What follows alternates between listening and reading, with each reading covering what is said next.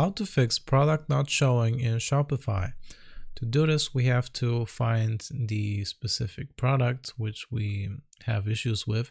So to do this, we go to the left-hand side and we choose products.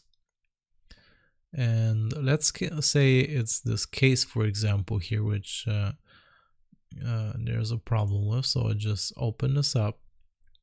And the very first thing you want to do is you want to go to the status tab here on the right, the top right, and you want to make sure it's not on draft, because that will, when it's on draft, it will not show up in your online store. So you want to make sure this is active, and then you want to save the changes.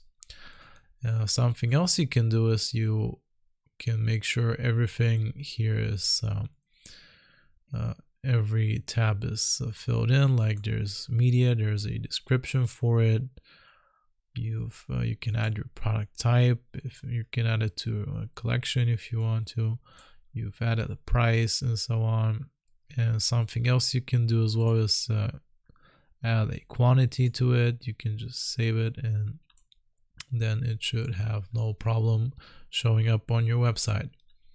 And that's how you fix product not showing in Shopify. I hope this was useful. Remember to like and sub, and I'll see you next time.